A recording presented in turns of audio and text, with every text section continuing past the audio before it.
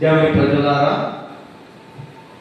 మరొకసారి ఈ రోజున ప్రభు యొక్క మందిరంలో ఏరుగా కూడుకోవడానికి ప్రభు మనకి ఇచ్చిన కృపను బట్టి దూరాన సమీపాన ఉన్నటువంటి నా ప్రియ స్నేహితులకు, సహోదరులకు ప్రతి ఒక్కరికి ప్రభు నామములో మీకు శుభము కలుగుగాక. దేవుడు మిమ్మలను, మీ కుటుంబాలను బహుగా దీవించి ఆశీర్వదించునుగాక. మంచిది, మీ కుటుంబాల్లో అందరూ బాగున్నారని మేము తలంచుతూ ప్రభు యొక్క కృపను బట్టి మీ కొరకు ప్రార్థన చేస్తూ ఉన్నాం. దేవుడు మిమ్మల్ని, మీ కుటుంబాలను కాపాడుతూ ప్రభు నామంలో మీరందరూ బుద్ధిల్లాలని ప్రభు పేట మీకు మనం చేస్తూ ఉన్నాం. కొద్ది నిమిషాలు మరొకసారి మనం ఈరోజు దేవుని మాటలను మనం విందాం. ఇప్పటికే అనేకమైన విషయాలను మాట్లాడుకుంటూ వస్తూ ఉన్నాం.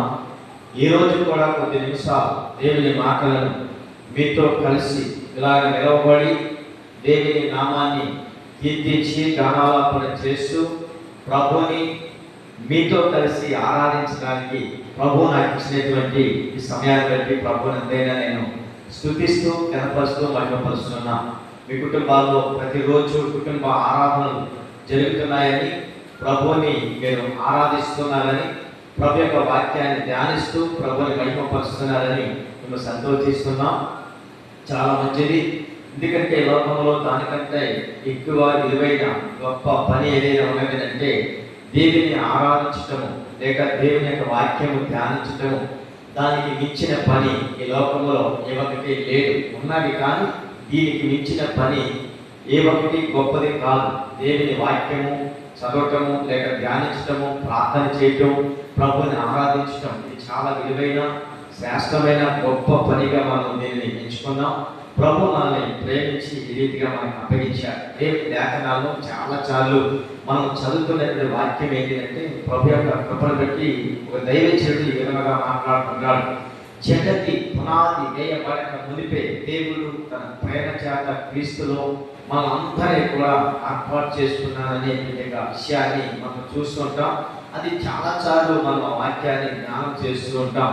అంటే జగతి పునాది వేయబడక మునిపే దేవుని ప్రేమ చేత క్రీస్తులో మనందరినీ కూడా ఏర్పాటు చేస్తున్నాడు. అంటే దేవునికి ఉన్నటువంటి ప్రేమ, లేకుంటే ఆయన ఉన్నటువంటి సంకల్పము, ఆయన ఉన్నటువంటి వాత్సల్యత ఎంత గొప్పది అంటే అసలు మనము ఊహించలేము, ఆలోచించలేము. మన ఊహకు, మన ఆలోచనకి అది అందనటువంటిది. ఎందుకంటే అది ఈ రోజు అది కలిగినటువంటి ప్రణాళిక కాదంట. జగతి పునాది వేయబడక మునిపే దేవుడంట తన ప్రేమ చేత క్రీస్తులో మనందరినీ కూడా ఏర్పాటు చేస్తున్నాడంట. క్రీస్తులో మనల్ని చూడాలని, క్రీస్తులో ఆయన మనల్ని చూసి సంతోషించాలనేటువంటి ప్రణాళిక జగతి పునాది వేయబడిన మునిపే దేవుడు మన పట్ల కలిగి ఉన్నటువంటి అపారమైన ప్రేమ ఎంత గొప్పది అంటే అసలు దాన్ని ఎవరు కూడా వివరించలేనటువంటిది. దాన్ని ఎవరు కూడా ఊహించి ఒకటి అందనటువంటి ప్రణాళిక దేవుడు మనుషుల పట్ల జరిగించుకుంటూ వస్తున్నాడు. ఇది మనుషులు ఇలాగ ప్రభు మన కొరకు చేస్తున్నాడనే విషయాన్ని మనము కూడా కాస్త గుర్తించి, నిజమే కదా, ఎక్కడో మట్టిలో ఉన్న నన్ను ఈ మట్టి గంటములో మహిమౌశ్వర్యం చేత నింపి తన యొక్క ప్రణాళిక చొప్పున నన్ను ఈ విధంగా ఏర్పాటు చేస్తున్నాడు కదా అని మనం కూడా కాస్త ఆలోచించి దేవుని యొక్క ప్రణాళికను మనం గుర్తించి ఆయన ప్రణాళిక చొప్పున మనం నడిపించబడుతూ ఆయన వాత్సల్యత, ఆయన యొక్క సంకల్పమును కూడా గుర్తించి, అవును నేను దేవుని కుమారులను, దేవుని ప్రజలను, దేవుని బిడ్డలను అని మనం కాస్త గుర్తించి ప్రభు నామాన్ని కనపరిచే స్థాయిలో మనం ఉండాలనే ప్రభు యొక్క ఉద్దేశం. దేవుడికి మహిమ కలుగుగాక. ఖచ్చితంగా ఈరోజు దేవుడు మీకు ఒక చిన్న వాగ్దానంతో ఈ స్థలం నుంచి మనం వెళదాం.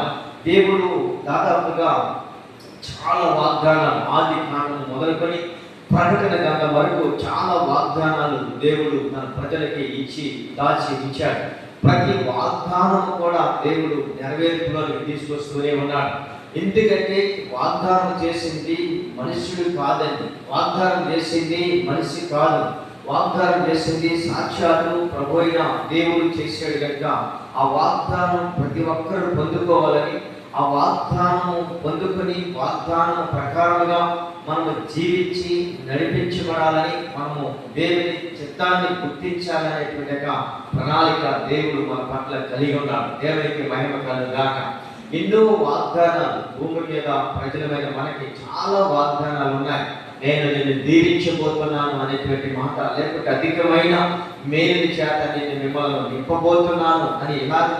ఎందుకంటే శత్రువుల చేతికి నీవు అప్పగించబడవని, లేకపోతే నీవు శత్రువులను తరిమేదవని, ఇలాంటివి మునుపటి కంటే అధికమైన మేలు చేత మీరు నింపబడతారని రకరకాలైనటువంటి వాగ్దానాలు ఎవరికి అవసరమైన రీతిగా వారికి వాగ్దానాల ద్వారా ప్రభు మాట్లాడుకుంటూ వస్తున్నాడు. నిజమే, నీవు మరణించవు, నీవు సజీవుడై ఉంటావు అనేటువంటి వాగ్దానం నిజమే. ఇది కూడా ఒక వాగ్దానం. నీవు మరణించవు, నీ మరణాన్ని యేసుక్రీస్తు నామములో కొట్టివేస్తున్నాను అనేటువంటి వాగ్దానం నిజమే. మరణించాలనేటువంటి ఆశిస్తున్నావా? లేకపోతే మరణించాలి అనుకుని ఆ యొక్క నిరుత్సాహంతో, వారి వ్యాధి చేతో, లేకపోతే బాధ చేతో, సమస్య చేతో, వాళ్ళు చేస్తున్న పరీక్ష విషయంలో ముందుకు రాణించలేక వారు బ్రతుకుట కంటే చనిపోవటమే మేలు, లేకపోతే మరణమే మేలు అనుకుని ఎంతో మంది మరణానికి వారు ఆలోచిస్తున్నప్పుడు మన ప్రభు మాట్లాడుతున్న విషయం ఏంటి తెలుసా? నీవు మరణించవు అంటున్నాడు ఆయన. నీవు మరణించవు, నీవు సజీవుడిగా ఉంటావు. ఆ కార్యములను నీవు అనేకమైన స్థలాలలో ప్రకటిస్తామని ప్రభు మాట్లాడుతున్నాడు. ఈరోజు ప్రియమైన దేవుని సంఘమా, దేవుని ప్రజలారా, ఈ మాటలు వింటున్నటువంటి నీవు ఒకవేళ మరణాన్ని వింటున్నావేమో, లేకపోతే ఒకవేళ నీవు ఈ రోజు ఎందుకు నేను బ్రతకటమో చనిపోవటమో మేలు అని ఒకవేళ ఆలోచిస్తున్నావేమో, మరణమే మనిషికి ముగింపు కాదు, సజీవుడిపై ఉంటావు, నువ్వు మరణించవు. ఎందుకంటే నీకంటూ నాకంటూ మనకందరికంటే ముందుగా ఆయనే మరణించాడు, సజీవుడై తిరిగి లేచాడు. నీవు సజీవుడిపై ఉంటావు, మరణించవు. దేవుని కార్యములను వివరిస్తావు. దాని కొరకే దేవుని ప్రణాళిక ఉంది, దాని కొరకే దేవుని యొక్క సంకల్పము. అది ఈ రోజు కలిగినటువంటిది కాదంట, ఈ రోజు నిర్ణయించేటువంటిది కాదంట, అది ఈ రోజు మాత్రమే నీ కొరకు అది ఏర్పాటు చేసేటువంటి దినము కాదంట. జగతి పునాది వేయ పడక మునిపే, అంటే భూమి ఆకాశములు లేక మునిపే, సృష్టిలో శూన్యముగా ఉన్నప్పుడే, సృష్టి యావస్తు లేనప్పుడే ఆయన పరలోకములోని ఒక ప్రణాళిక నీ గురించి, నా గురించి, మనందరూ సర్వ మానవాల గురించి ఒక ప్రణాళిక దేవుడు చేసినది ఏంటో తెలుసా? క్రీస్తులోనికి నీవు రావాలని, అంతేకాదు దేవుని ప్రేమ చేత క్రీస్తులో మనందరినీ కూడా ఏర్పాటు చేసుకోవాలని, యేసు క్రీస్తులో నిన్ను నన్ను మనందరినీ చూడాలి అనేటువంటి ప్రణాళిక కలిగి ఉన్న ప్రభు గురించి నువ్వు ఒకసారి అవగాహనలోనికి రా, ఆలోచనలోనికి రా. నీ ఎంత మాత్రం చావు గురించి వెతకబోకు, మరణం గురించి వెతకబోకు. ఈ అప్పుల సమస్యల నుంచి ఎలా నేను బయటపడతాను, మానసికమైన ఒత్తిడి నుంచి నేను ఎలా విడుదల పొందుకోగలను అనుకుంటున్నావేమో, నా ప్రభు అంటున్నాడు ఈరోజు నీ యొక్క అప్పుల సమస్యల నుంచి నా ప్రభు విడుదల చేయబోతున్నాడు. అంటే ఆకాశం నుంచి ఏదో ఆ యొక్క ధనాన్ని పిలిపిస్తున్న దాని గురించి కాదు పిల్లరా. గమనించండి, నీకు ఉన్నటువంటి అప్పుల సమస్యల నుంచి తీర్చబడడానికి గొప్ప మార్గాన్ని తెరవబోతున్నాడు, ద్వారాలు తెరవబోతున్నాడు. ఖచ్చితంగా నా ప్రభు ఒక ద్వారాన్ని తెరుస్తున్నాడు. ఎందుకంటే ఒక ద్వారం మూయబడితే 7 ద్వారాలు తెరవగలిగిన నా దేవుడు. అంటే అట్లాగే నా ప్రభు యేసుక్రీస్తు నీకున్న సమస్యలు ఏదైనా ఒక ద్వారం మూయబడిందా, ఏదైనా ఒక సమస్య నుంచి విడుదల పొందలేకపోతున్నావా, నా ప్రభు మీద ఆధారపడు, నా ప్రభుని ఆనుకో, నా ప్రభు దగ్గరికి రా. నా ప్రభు యొక్క సన్నిధిలో నీవు సాష్టాంగ నమస్కారం చేసి నీకున్న సమస్యల నుంచి ప్రభు సన్నిధిలో ఒప్పుకొని విడిచిపెట్టు. ఖచ్చితంగా నేను తలగా నియమించాడు కానీ త్వరగా నియమించే దేవుడు కాదు మనం ఆరాధించే దేవుడు. దేవునికి మహిమ కలుగుగాక. ఆయన నేను సమస్త పరిస్థితుల నుంచి విడిపించగలడు. నీవు మరణాన్ని వెతకపోక, సాధుని వెతకపోక, వారిని వీడిని వెతకపోక, ఎవరిని వెతుకుతారంటే సాక్షాత్తు నిన్ను నన్ను కలుగజేసిన దేవుడు, నిన్ను నన్ను సృష్టించిన సృష్టికర్త అయిన దేవుడు, ఎప్పుడో జగతి పునాది వేయబడక మునిపే దేవుని ప్రేమ చేత దేవుడు క్రీస్తుడు ఏర్పాటు చేస్తున్నాడు. మనల్ని ఎందుకు ఏర్పాటు చేస్తున్నాడు తెలుసా?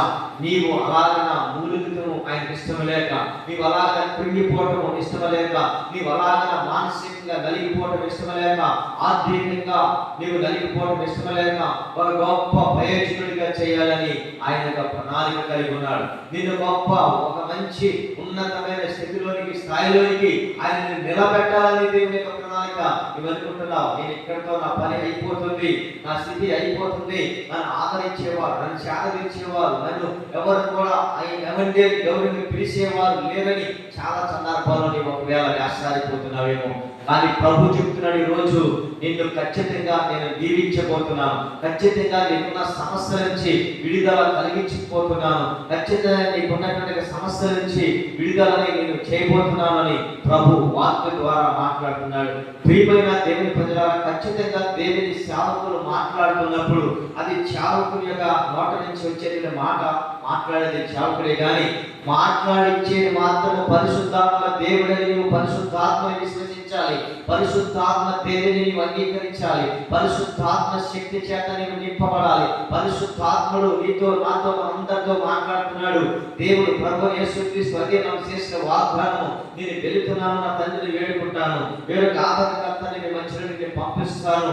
ఆయన ఆదరణకర్త వచ్చినప్పుడు ఆయన మిమ్మల్ని ఏం చేస్తాడు తెలుసా, సత్యములోంచి సర్వ సత్యములోనికి నడిపిస్తాడని ప్రభువే ఇచ్చినటువంటి వాగ్దానం. ఈరోజు ఆ వాగ్దానం గురించి నేను జ్ఞాపకం చేస్తున్నాను. పరిశుద్ధాత్మని గురించి మీకు తెలియచేయాలని ఒక ఆలోచన కలిగి ఉన్నాం. పరిశుద్ధాత్మని గురించి ఆలోచన మనకందరికి ఉంది, కానీ మాట్లాడేది ఇప్పుడు పరిశుద్ధాత్మ దేవుడని, మాట్లాడేది పరిశుద్ధాత్ముడేనని, మనం నడిపించేది పరిశుద్ధాత్మ దేవుడేనని, మనకి కలిచేది, దర్శనమిచ్చేది, ప్రవశించేది పరిశుద్ధాత్ముడేనని మనం ఖచ్చితంగా గుర్తించాలి. పరిశుద్ధాత్ముడిని మనం గుర్తించకపోయినట్లయితే పరిశుద్ధాత్మ యొక్క వరణములు ఉన్నాయి, పరిశుద్ధాత్మ సంబంధమైనటువంటి తలాంతులు ఉన్నాయి, ఫలాలు ఉన్నాయి. ఇవన్నీ కూడా పరిశుద్ధాత్మ ద్వారా కలిగేవి, పరిశుద్ధాత్ముడు మనకి ఇచ్చేది, పరిశుద్ధాత్ముడు మనకి బోధించేది.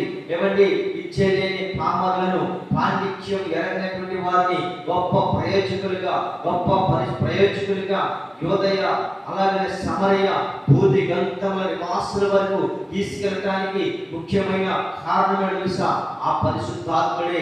ఆ పరిశుద్ధాత్మ దేవుడు ఎప్పుడైతే ఆకాశం తెరవబడి అగ్ని జ్వాలల వలె విభాగించబడిన నాయకులతోటి వారి కూడి ఉన్న గృహములోనికి ఒక్కొక్కరి మీద వరాలుగా వాళ్ళందరూ అన్య భాషలతో మాట్లాడుతూ అనేకమైన ప్రాంతాలకి సువార్తని వారు మోసుకెళ్ళడానికి ముఖ్యమైన మొదటి కారణం తెలుసా, పరిశుద్ధాత్మ అభిషేకము. దేవునికి మహిమ కలుగుగాక. ఆ పరిశుద్ధాత్మని వారు దూషించలేదు, పరిశుద్ధాత్మని వారు అవమానపరచలేదు, పరిశుద్ధాత్మని వారు ఏమాత్రము కూడా కించపరచలేదు, పరిశుద్ధాత్ముడు లేడు అనేటువంటి మాట వారి నోట రాలేదు. పరిశుద్ధాత్మ దేవుడిని బలపరచలేని వాడని వారు యెరూషలేము మేడగట్టులు విశ్వసించారు. కనుకనే వారిలో ఉన్న అవినమ్మకము, అపనమ్మకము పోయింది, అవిశ్వాసము పోయింది, పెరిగిపోయింది. పరిశుద్ధాత్మ చేత వారు నింపబడ్డారు, పరిశుద్ధాత్మ శక్తి చేత వారు అభిషేకించబడ్డారు. వారు అభిషేకించబడి ఆ పరిశుద్ధాత్మ దేవుడు వాళ్ళు ప్రేరేపించిన కొలది, వాళ్ళు బలపరిచిన కొలది, వాళ్ళు అభిషేకించిన కొలది వాళ్ళు అనేకమైన ప్రాంతాలకు తిరుగుతూ క్రీస్తే దేవుని కుమారుడని వాళ్ళు ప్రకటించుకుంటూ వచ్చారు. పరిశుద్ధాత్మలు ఎప్పుడు కూడా మనము అవమానపరచడం కానీ, పరిశుద్ధాత్మని ద్వేషించడం కానీ, పరిశుద్ధాత్మ దేవుని కించపరచడం కానీ మనం ఎప్పుడు ఎక్కడ కూడా చేయకూడదు. దేవుని వాక్యంలో చిన్న విషయాన్ని జ్ఞాపకం చేస్తాను. 7వ అధ్యాయం అపోస్తలుల కార్యము 7వ అధ్యాయంలో మొదటి నుంచి కూడా చివరి వరకు చాలా విషయాలు చూపించిగా మనం చూడగలుగుతున్నాం. 60 వచనాలు ఉన్నాయి 7వ అధ్యాయంలో అపోస్తలుల కార్యముల మొదటి నుంచి. ఇక్కడ ఒక మంచి యవనస్తుడైనటువంటి స్టెఫాను గురించి ఈ యొక్క అధ్యాయం అంతా కూడా రాయబడినట్లుగా మనం లేఖనాల్లో మనం చూస్తున్నాం. ఈ స్టెఫాను సంఘములో పరిచారకుడు, అంటే సాధారణమైనటువంటి మనిషి, సాధారణమైనటువంటి మనుషుల ద్వారా అసాధారణమైన కార్యాలు దేవుడు పరిశుద్ధాత్మ ద్వారా జరిగించడానికి ఆయన ఇష్టపడుతున్నాడు. ఇష్టపడి అలాగా సాధారణమైన మనుషుల ద్వారా అసాధారణమైన కార్యాలు దేవుడు నాడు నేడు కూడా జరిగించబోతున్నాడు, జరిగిస్తున్నాడు అనే విషయాన్ని ఖచ్చితంగా నీవు కనుక తెలుసుకుంటే నీ ద్వారా కూడా దేవుడు అలాంటి గొప్ప అద్భుతమైన కార్యాలు చేయగలడు. ఎప్పుడు తెలుసా, నీవు నమ్మితే దేవుని మహిమను చూస్తావు, నువ్వు విశ్వసిస్తే దేవుని కంటే గొప్ప కార్యాలు చేస్తావు. ఎందుకంటే నేను తండ్రి వద్దకు తెలుస్తున్నాను, నేను చేయగలిగేది విశ్వాసం ఉంచేవాడు వాటికంటే గొప్పవి చేస్తాడని ప్రభువే చెప్పాడు. కనుక ప్రియమైన దేవుని ప్రజల, ఈరోజు నేను నీతో మాట్లాడుతున్న విషయం తెలుసా, నమ్మండి, పరిశుద్ధాత్మ దేవుని ఆహ్వానించండి, పరిశుద్ధాత్మ శక్తి చేత నింపబడండి, పరిశుద్ధాత్మ అభిషేకం చేత నింపబడండి, పరిశుద్ధాత్మ ఉన్నాడని విశ్వసించండి. పరిశుద్ధాత్మ నీలోకి వస్తే గొప్ప క్రియలు, మార్పు వస్తుంది. ఆ మార్పు నీలో పరిశుద్ధాత్మ దేవుడు నీలోకి వచ్చినప్పుడు నీకు మార్పు వస్తుంది.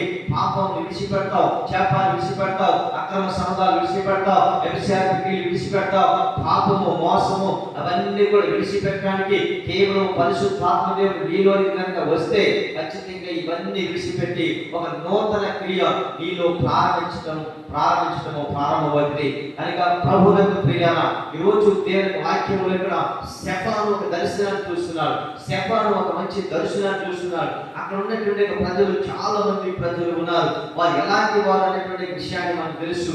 దేవుని యొక్క లేఖనములో, దేవుని యొక్క వాక్యం ప్రకారంగా అక్కడ రాయబడిన మాట 7వ అధ్యాయంలో 51వ వచనంలో, ముస్కరులారా, హృదయములను చెవులను దేవుని వాక్యములకు లోపరుచుకునే వారారా, మీ పితరుల వలె మీరు ఎల్లప్పుడూ పరిశుద్ధాత్మను ఎదిరించుచున్నారు. అంటే పరిశుద్ధాత్మను ఎదిరించే ప్రజలు ఉన్నారు. అంటే దేవుని ఎదిరించేవారు, పరిశుద్ధాత్మను ఎదిరించేవారు. అలాగనే మనం చూస్తున్నట్లయితే ప్రియమైన దేవుని ప్రజలారా, నిర్గమాల కాండంలో మోషేకి ఎదురుగా వచ్చి చాలా మంది ప్రజలు మోషేని ఎదిరించారు, దేవుని ఎదిరించారు, మోషేని అవమానపరిచారు, దేవుని అవమానపరిచారు. ఇలా దేవుని అవమానపరిచి మోషే దేవుని పక్షాన నిలబడినటువంటి మోషేని అవమానపరిచి మోషే మీద ఎదురుగా తిరుగుబాటు చేసినటువంటి ఆ ప్రజల యొక్క పరిస్థితి ఏమైందో మనం తేటగా చూడగలుగుతాం సంఖ్యాకాండంలో. ఎందుకంటే మోషే ఎదురుగా వచ్చి వాళ్ళు ఏం చేశారంటే తిరుగుబాటు చేశారు, అవమానపరిచారు, పరిశుద్ధాత్మను కూడా వారు ఎదిరించారు. అలాగే పరిశుద్ధాత్మ శక్తి చేత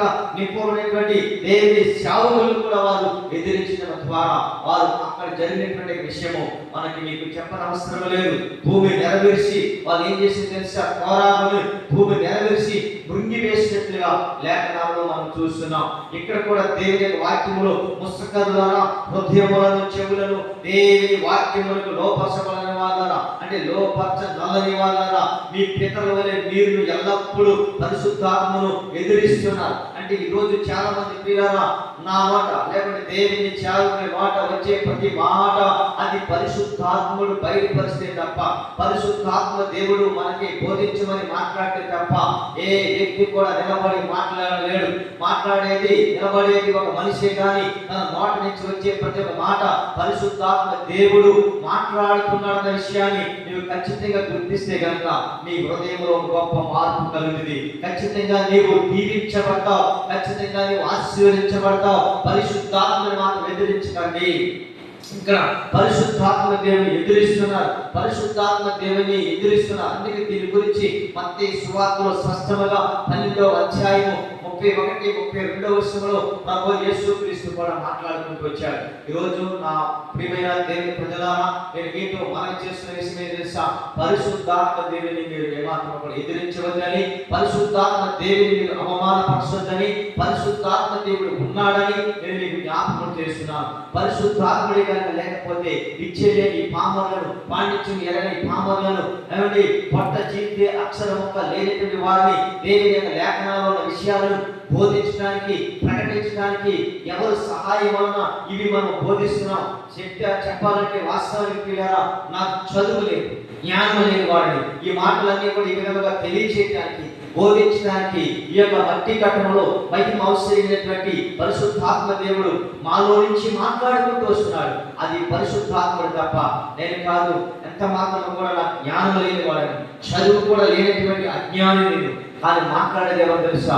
పరిశుద్ధాత్మ దేవుడు మాట్లాడుతున్న విషయాన్ని మీరు గమనిస్తే కనుక ఖచ్చితంగా అదే పరిశుద్ధాత్మ దేవుడు మీలోకి వస్తే మిమ్మల్ని కూడా బలపరిచి ఆయన మాట్లాడగలడని జ్ఞాపకం చేస్తున్నాను. ఎందుకంటే మీరు మీ పితరుల వల్లే ఎల్లప్పుడూ పరిశుద్ధాత్మని ఎదిరిస్తున్నారు, పరిశుద్ధాత్మని అవమానపరుస్తున్నారు, పరిశుద్ధాత్మని ద్వేషిస్తున్నారు. పరిశుద్ధాత్ముడు లేడు, ఈవుడు లేడు అన్నట్లుగా మాట్లాడుతున్నారు పిల్లరా. కనుక పరిశుద్ధాత్ముడు ఉన్నాడు, పరిశుద్ధాత్మ అభిషేకం మీద బలంగా రాబోతుంది. పరిశుద్ధాత్ముడు మనలోకి వచ్చిన తర్వాత మనలో కొంత మార్పు చూడగలరు ప్రజలు, మనము కూడా చూడగలుగుతాం. దాని గురించి మీరు ఏమాత్రం కూడా పరిశుద్ధాత్మని ఎదిరించకండి. ప్రభు యేసుక్రీస్తు 12వ అధ్యాయంలో మత్తయి సువార్తలో 31వ వచనంలో చెప్తున్న మాట తెలుసా? కాబట్టి నేను మీతో చెప్పినదే కనుక మనుషులు చేయు ప్రతి పాపమును దోషనయ్యు వారిని క్షమింపబడు గాని ఆత్మ విషయమై దోషణకు పాప క్షమాపణ లేదు. అంటే ఆత్మ విషయమై దోషణకు ఎదిరించే వారికి, దూషించే వారికి, అవమానపరిచే వారికి, పరిశుద్ధాత్మ లేడు అనే వారికి పరిశుద్ధాత్మ కాదు అనే వారికి, పరిశుద్ధాత్మ లేడు అనేటువంటి వారికి ఇక్కడ ప్రభు యొక్క వాక్యం తేటగా నీటిగా మన సూటిగా ప్రభు మనకి మాట్లాడుకుంటున్నాడు. నేను మీతో చెప్పుచున్న విషయం అంటున్నాడు. ప్రియమైన దేవుని ప్రజలారా, నేను మీతో చెప్పినదేమనగా అంటున్నాడు. ఏమన్నాడు సార్? నేను మీతో చెప్పినదేమనగా మనుషులు చేయు ప్రతి పాపమును, చూడండి, మనుషులు చేయు ప్రతి పాపమును అంటే దోషులయ్యు వారికి క్షమింపబడు గాని, పాపానికి క్షమాపణ ఉంది, దోషులకు క్షమాపణ ఉంది, అతిక్రమానికి క్షమాపణ ఉంది, వ్యభిచారం చేసే వారికి క్షమాపణ ఉంది, ప్రతి ఘోరమైన పాపకి క్షమాపణ ఉంది, త్రాగుబోతుకి క్షమాపణ ఉంది, అలాగే తిరిగిపోతుకి క్షమాపణ ఉంది, నరహత్య చేసే వారికి క్షమాపణ ఉంది, ప్రతి వారికి క్షమాపణ ఉంది. మనుష్యులు చేయు ప్రతి పాపమును దోషులయ్యు వారికి క్షమింపబడు గాని అంటున్నాడు. అంటే వీళ్ళందరికీ క్షమాపణ ఉందట. కానీ ఎవరికి క్షమాపణ లేదంటే ఇదిగో పరిశుద్ధాత్మ ఎదిరించేవారి. అక్కడ అంటున్నాడు పరిశుద్ధాత్మ విషయమై దోషణకు ప్రతి ఆత్మ విషయమైన దోషణకు పాప క్షమాపణ లేకుంటున్నాడు. చూడండి ప్రియులారా, ఆయన దోషణయ్యో వారి క్షమాపణ ఉందంట ప్రతి పాపమునకు, కానీ ఆత్మ విషయమైన దోషణకు పాప క్షమాపణ లేదు అని వాక్యము చెప్పబడుతున్నది. చాలా మంది పరిశుద్ధాత్మ చేత నింపబడి పరిశుద్ధాత్మలో ఆనందించి పరిశుద్ధాత్మలో ప్రవచించి భాషలతో మాట్లాడుతూ పరిశుద్ధాత్మ శక్తి చేత నింపబడుతూ వారు ఆనందించి మాట్లాడుతున్నప్పుడు చాలా మంది దోషణ చేస్తుంటారు. దోషణ చేయకూడదు, ఎదురించకూడదు, అవమానపరచకూడదు, కించపరచకూడదు. ప్రియులారా, పరిశుద్ధాత్మ దేవుడు ఎందుకంటే వాస్తవానికి ప్రియులారా, అంటే నేను దావీదుని పోలిసి మీరు అలా చేస్తున్నారన్న దాని గురించి మాట్లాడలేదు. కేవలం మందస్సును తీసుకొస్తున్నప్పుడు ఆ మందస్సును తీసుకొస్తున్నటువంటి సందర్భంలో దావీదు తనంతటే తాను అక్కడ నాట్యం చేయలేదు. ప్రియులారా, తనంతటే తాను అక్కడ ఏమాత్రమో కూడా నాట్యం చేయలేదు. కానీ కేవలం అక్కడ పరిశుద్ధాత్మ దేవుడు అతన్ని ఆవరించాడు, పరిశుద్ధాత్మ దేవుడు అతన్ని కమ్ముకున్నాడు, పరిశుద్ధాత్మ దేవుడు అతన్ని అభిషేకించాడు. పరిశుద్ధాత్మ అభిషేకం బలగా తన మీద దిగురాగా తను మైమర్చిపోయాడు. ప్రియులారా, తను మైమర్చిపోయి ఆ నాట్యమాడుతూ దేవుని యొక్క సన్నిధికి ఆ మందస్థాన్ని తీసుకొస్తూ ఉన్నాడు. ప్రియులారా, ఆ విషయాన్ని మనం గమనించాలి. అంటే అలాగా పరిశుద్ధాత్మ దేవుడు ఆ దావీదుని ఆవరించినట్లుగా పరిశుద్ధాత్మ దేవుడు దావీదుని అభిషేకించి మాట్లాడుతున్నట్లుగా ఈ రోజు మీరు కూడా అలా చేస్తున్నప్పుడు దావీదుని పోలిసి మాట్లాడుతున్నారు ఏంటి అని మీరు మాట్లాడుతుంటారు. లేదు ప్రియులారా, దావీదుకే అభిషేకించిన ఆ యొక్క ఆత్మ, దావీదుని బలపరిచిన ఆత్మ, ఎవరికి గిద్యోనుని బలపరిచిన ఆత్మ, సమూయేలుని బలపరిచిన ఆత్మ, ఆయన మరి సంసోనుని బలపరిచిన ఆత్మ, ఇలాగ ఆదికాండం మొదలుకొని ప్రకటన గ్రంథం వరకు ఎవరెవరినైతే ఆ ఆత్మ బలపరిశుద్ధ పరిశుద్ధాత్మ, అదే పరిశుద్ధాత్మ ఈ కాలంలో, ఈ క్షణంలో, ఈ సమయాల్లో, ఈ చివరి దినాల్లో, కడవరి దినాల్లో కూడా పరిశుద్ధాత్మ ఉన్నాడు. పరిశుద్ధాత్మ అభిషేకము ప్రతి ఒక్కరిని కూడా ఆవరిస్తున్నది. పరిశుద్ధాత్మ దేవుడు కుమ్మరించబడుతున్నది. పరిశుద్ధాత్మ శాఖ నింపబడుతున్నారు. పరిశుద్ధాత్మ ఆనందిస్తూ ప్రవచిస్తూ మాట్లాడుతున్నారు. ఎదిరించకండి పరిశుద్ధాత్మని. స్టెఫాన్ అంటున్నాడు, మీరు మీ పితరుల వలె ఏం చేస్తున్నారు తెలుసా? పరిశుద్ధాత్మని ఎదిరిస్తున్నారు అని దేవుని వాక్యంలో మనం చూస్తున్నాం. పరిశుద్ధాత్మని ఎదిరించకండి, పరిశుద్ధాత్మ దోషణ చేయకండి, అవమానపరచకండి. అది చాలా ప్రమాదము. ఎందుకంటే దావీదు తన భార్య చూసి ఈయన పరిస్థితి అంట. దావీదు జీవితంలో కూడా అక్కడ జరిగే విషయం ఏంటో మీకు తెలుసు. సమూయేలు గ్రంథంలో 2వ సమూయేలు గ్రంథం అనుకుంటది. దేవునికి మహిమ కలుగుగాక. క్రీస్తునందు ప్రియమైన ఆ దేవుని ప్రజలారా, ఈ రోజు నేను మీతో మాట్లాడుతున్న విషయం ఏంటో తెలుసా? పరిశుద్ధాత్మని ఎంత మాత్రం కూడా దుఃఖపరచకండి. పరిశుద్ధాత్మ దేవునికి దోషణగా మాట్లాడకండి. పరిశుద్ధాత్మ దేవుని ఎదిరించకండి. ఎదిరించినా, దుఃఖపరిచినా, దోషణగా మాట్లాడినా ఆయన చెప్తున్న మాట ఒకటే ఖచ్చితంగా, ఇహమందైనా పరమందైనా పాపము చేసే వారికి క్షమాపణ ఉందంట. ఇహమందైనా పరమందైనా ఇక్కడ మోసం చేసే వారికి క్షమాపణ ఉందంట. పాపము చేసే వారికి క్షమాపణ ఉందంట. అతిక్రమాలు చేసే వారికి క్షమాపణ ఉందంట. మోసం చేసే వారికి క్షమాపణ ఉందంట. కానీ ఎవరికి క్షమాపణ లేదో అక్కడ ఖచ్చితంగా ఆ వాక్యంలో మనం చూడగలుగుతున్నాం. మనుష్య కుమారుని విరోధముగా మాట్లాడే వారికి పాప క్షమాపణ కలదు గాని, చూడండి, మనుష్య కుమారుడికి విరోధముగా మాట్లాడే వారికి పాప క్షమాపణ కలదు గానంటే పాప క్షమాపణ ఉంది గాని, అది ఎవరికి పాప క్షమాపణ లేదో అక్కడ మాట్లాడుతున్న విషయము. పరిశుద్ధాత్మకు విరోధముగా మాట్లాడే వారికి ఈ యుగమంతైనను రాబో యుగమంతైనను పాప క్షమాపణ లేదు అని వాక్యంలో మనం చూస్తున్నాం. ప్రభునందు ప్రియమైన దేవుని ప్రజలారా, చాలా మంది పరిశుద్ధాత్మని దూషిస్తారు, పరిశుద్ధాత్మకి విరోధంగా మాట్లాడుతుంటారు, పరిశుద్ధాత్ముడు ఎలా అభిషేకించబడి మాట్లాడుతుంటే ఇలా దూషిస్తుంటారు. ప్రియులారా, నేను మీతో ఖచ్చితంగా ఒక విషయాన్ని నేను చెప్పగలను. ఎందుకు తెలుసా?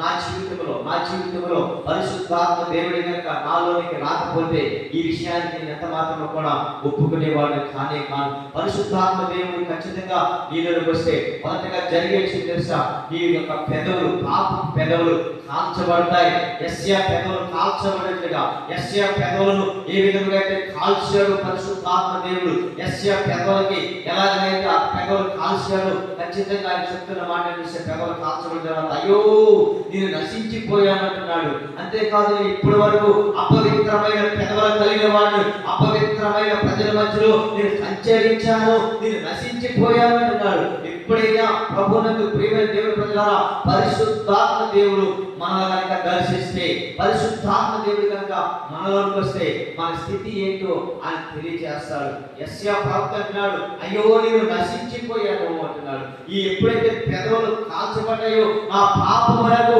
ప్రాయశ్చిత్తము కలిగినది, నా పాపములకు ప్రాయశ్చిత్తము కలిగినది. ఇప్పుడు ఇది ఎవరో తెలుసుకోగలిగాను. ఇప్పుడు ఇంతకు ముందు చేసిన ప్రతి పాపములకు, ప్రతి శాపములకు ఈ పరిశుద్ధాత్మ దేవుడు పెదవుల కాల్సిగా విడుదల కలిగింది అని ఆయన చెప్పగలుగుతున్నాడు. క్రీస్తునందు ప్రియమైన దేవుని ప్రజలారా, మీరు మీ పితరుల వలె ఇప్పుడు కూడా పరిశుద్ధాత్మని ఎదిరించకండి అని స్టెఫాను మాట్లాడినట్లుగా ఈ రోజు నేను మీతో కూడా మాట్లాడుతున్న విషయం, పరిశుద్ధాత్మనికి విరోధముగా మాట్లాడవద్దు, పరిశుద్ధాత్మని దూషించవద్దు. వారు మాట్లాడనివ్వండి, ఆ మాట్లాడేది దేవుడే తప్ప మనిషి కాదని గుర్తించండి. మనిషి కుమారునికి విరోధంగా మాట్లాడే వారికి పాప క్షమాపణ కలదు, కానీ పరిశుద్ధాత్మ విరోధంగా మాట్లాడే వారికి ఈ యుగమంతైనను రాబోయే యుగమంతైనను పాప క్షమాపణ లేదు అని దేవుని వాక్యంలో మనం చూస్తున్నాం. ఎందుకంటే పరిశుద్ధాత్మ దేవుడు వాగ్దానం చేయబడినటువంటిది, పరిశుద్ధాత్మ దేవుడు వాగ్దానం చేత మనము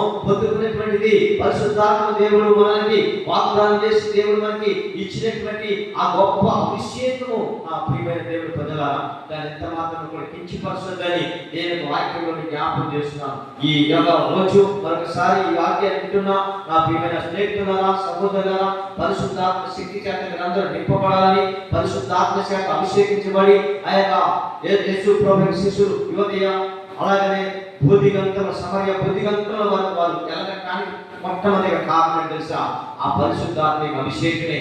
అలాగనే అదే పరిశుద్ధాత్మ అభిషేకం చేత నీవు నేను నింపబడుతూ అనేకమైన ప్రజలకి సువాసనగా ఉండటకు అటు కృప చేత మనందరం బలపరచబడాలని నేను మీకు జ్ఞాపకం చేసుకుంటూ వస్తున్నా. ఈ యొక్క రోజు మరొక విషయం తెలుసా? అపోస్తలుడైన పౌలు మరొక విషయాన్ని ఎఫెసీయులకు రాసిన పత్రిక 4వ అధ్యాయము 30వ వచనంలో కూడా ఈ విషయాన్ని ఆయన మాట్లాడుకుంటూ వస్తున్నాడు. చాలా మంది పరిశుద్ధాత్మని దుఃఖపరచుకోండి అంటాడు ఆయన. అంటే దేవుని యొక్క పరిశుద్ధాత్మని దుఃఖపరచుకోండి. పరిశుద్ధాత్మ దేవుని చాలా మంది దుఃఖపరుస్తూ ఉంటున్నారు. చాలా మంది పరిశుద్ధాత్మ దేవుని అవమానపరుస్తున్నారు, దోషణ చేస్తూ హింసిస్తూ ఉన్నారు, ఎదిరిస్తూ ఉన్నారు. కానీ ఇలాంటి వారికి యుగమందైనను రాబోయే యుగమందైనను క్షమాపణ లేదని ప్రభువే ఖచ్చితంగా చెప్తున్నాడు కనుక పరిశుద్ధాత్మ దేవుడు ఉన్నాడని విశ్వసించండి. పరిశుద్ధాత్మ దేవుడు బలపరిచే దేవుడని గ్రహించండి. ఎందుకు తెలుసా? ఆయన వాగ్దానం చేయబడుతున్నటువంటి ఆ పరిశుద్ధాత్మ. ఎందుకంటే విమోచన దినం వరకు మనం ముద్రించేది ఏంటో తెలుసా? పరిశుద్ధాత్ముడే. విమోచన దినం వరకు మనం ముద్రించేది, బలపరిచేది, పాపము జోలికి వెళ్ళలేకుండా, ఆ మోసము జోలికి వెళ్ళలేకుండా, అతిక్రమాలు చేయలేకుండా, అలాగే దోషణ మాటలు మాట్లాడలేకుండా, నీ నోరుని కట్టుకోవడానికి, నీ జీవితము ప్రవర్తన మార్చుకోవడానికి మొట్టమొదటిగా ఏది మనకు అవసరమైన తెలుసా? పరిశుద్ధాత్మ దేవుడు మనల్ని అభిషేకిస్తే కనుక ఒక్కసారిగా ఆ పరిశుద్ధాత్మ దేవుడు కనుక ఒక్కసారిగా మన పెదవులను కనుక కాల్చి మన కనుక తాకి దర్శిస్తే కనుక చచ్చిపోయేంత వరకు పరిశుద్ధాత్మను దూషించలేము. అంతేకాదు నీ నోట అపవిత్రమైన మాటలు రావు. ఎందుకు తెలుసా? ఆ రోజు నిన్ను అభిషేకించాడు పరిశుద్ధాత్మ ద్వారా. నీ నోటంట ఆశీర్వదకరమైన మాటలే వస్తాయి కానీ శాపాకరమైన మాటలు నీ నోటంట రావు. ఎందుకంటే సౌలులో నుంచి ఆ పరిశుద్ధాత్మ తీసివేసిన తర్వాత తన నోటంట వచ్చే మాటలు ఎలాంటివి తెలుసా? శాపాకరమైన మాటలు సౌలు నోటంట వచ్చాడు. ఎందుకు తెలుసా? పరిశుద్ధాత్మ దేవుడు లేడు కనుక. పరిశుద్ధాత్మకి అభిషేకం మనలో లేకపోతే సౌలు ఎలాగైతే పిచ్చి చేష్టలు చేశాడో అలాగే పరిశుద్ధాత్ముడు దేవుడు మనలోనికి రాకపోతే పూర్వకాలం నుంచి 10, 20, 30, 40, 50 సంవత్సరాల నుంచి విశ్వాసమైనా సరే ఇంకా దోషణకు ప్రతి దోషణ చేస్తున్నావంటే, హింసకు ప్రతి హింసన చేస్తున్నావంటే, పాపానికి ప్రతి పాపము చేస్తున్నావంటే, నీ ఇతరులను ఏర్పెట్టి చూపిస్తున్నావంటే, నీకు లోబడలే ఉంటున్నావంటే, వారు ఒకట కొడితే నీవు 4 పెడుతున్నావంటే నీలో ఇంకా పరిశుద్ధాత్మ రాలేదు. నీలోనికి ఇంకా పరిశుద్ధాత్మ అభిషేకం రాలేదు. ఎందుకంటే పరిశుద్ధాత్మ అభిషేకం నీలోనికి కనుక వస్తే నీ ఎదుటి వాడిని ప్రేమిస్తావు, నీ ఎదుటి వాడిని గౌరవిస్తావు, నీ ఎదుటి వాడి యొక్క పరీక్షని తీరిస్తావు తప్ప అవమానపరచవు. నీలోనికి ఏమి రాలేదు తెలుసా? పరిశుద్ధాత్మ రాలేదు. ఒకవేళ పరిశుద్ధాత్మ వచ్చింది అనుకుంటే ఆ పరిశుద్ధాత్మ నీలో లేదు. సౌలులోంచి ఎలా బయటికి వెళ్ళిందో అలాగే బయటికి వెళ్ళిన కనుక సౌలు పిచ్చి శాస్త్రం చేశాడు. ఈ రోజు నీకు కూడా పిచ్చి శాస్త్రం చేసుకోవడానికి కారణం తెలుసా?